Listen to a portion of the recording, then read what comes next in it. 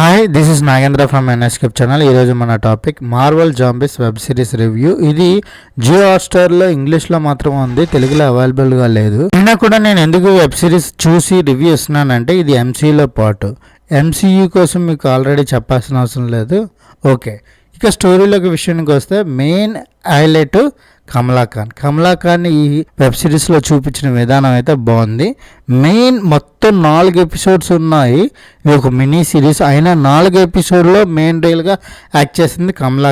యాక్చువల్గా ఇది A rated web series. Animated series అయినా ఏ రేటెడ్ ఇవ్వడానికి కారణం రక్తపాతం ఎక్కువ చూపించారు. ఎంసీయూలో ఫస్ట్ టైం అనుకుంటాను రక్తపాతం ఉన్న సీన్స్ ఎక్కువ ఉండడం. బ్లడ్ అయితే మనకు కనిపించదు ఎంసీయూ మొత్తం, అందుకని యూబై ఎక్కువ ఇస్తారు. కానీ ఈ సిరీస్ అలాంటిది.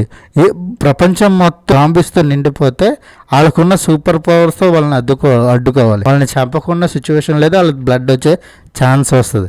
అందువల్ల ఇది బ్లడ్తో చూపించారు కాబట్టి ఏ రేటెడ్ ఇచ్చారు. దాని విషయాన్ని పక్కకు వస్తే మిగిలిన క్యారెక్టరైజేషన్కి ఎలివేషన్స్ బాగా పడ్డాయి. చాలా క్యామియోస్ వస్తాయి. ప్రతి క్యామియోకి ఒక ప్రాపర్ రీజనింగ్ ఇచ్చుకుంటూ ఫైటింగ్లో కూడా బాగా చూపించిన విధానం అయితే బాగుంటుంది.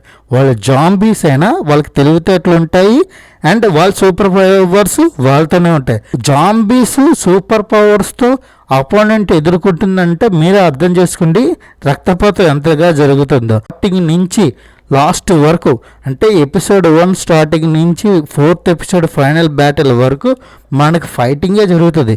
మెయిన్ హైలైట్ బ్లేడ్ని ఏమైనా చూపించాడు. కొన్ని సీన్స్ అయితే ఒక సీన్ అయితే మీకు ట్రైలర్లో చూసి ఉంటారు. యాంటమ్యాన్ని సగం కోస్తాడు. ఏమైనా సిరీస్. ఇంకొకటి మెయిన్ స్పైడర్ మ్యాన్ని తలలు తగ్గట్టుకుంటూ తీసుకెళ్తాడు. ఇలాంటివి కోకోలలో ఉన్నాయి. మనకి ఇంకా చూపించలేనివి ట్రైలర్లో ఉన్నవి తక్కువే, చూపించలేనివి చాలా ఉన్నాయి. వాటన్నిటికి కూడా ప్రాపర్ రీజనింగ్ ఇచ్చాడు. అది బాగుంది. నెక్స్ట్ కమలా ఖాన్ హైలైట్ చేశాడు. విలన్ కింద మనకు తెలుసు స్కార్లెట్ విచ్ని చాలా బాగా వాడుకున్నారనే చెప్పాలి. కొన్ని సీన్స్ అయితే ఆవిడకి బాగా పడ్డాయి. కొన్ని సీన్స్ అయితే భయపెట్టింది. యానిమేషన్లో భయపడ్డామంటే నేను ఈ సిరీస్లోనే చూశాను అనమాట. అంత బాగా యాక్ట్ చేసింది.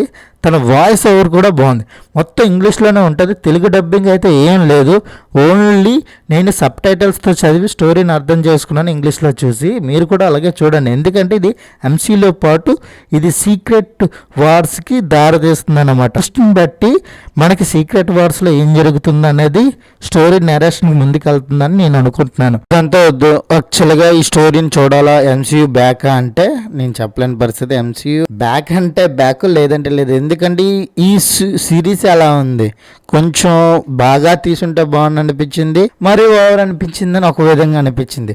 ఎనీవేర్ ఒకసారి చూడండి, ఎందుకంటే ఎంసీ టైమ్లైన్లో ఇది ఒక సిరీస్ కాబట్టి నేను రికమెండ్ చేస్తున్నాను. ఈ వెబ్ సిరీస్కి నేను ఇస్తున్న rating 2.5/5. This is Nagendra from NScape channel. Please subscribe my channel. Thank you for watching. Thank you.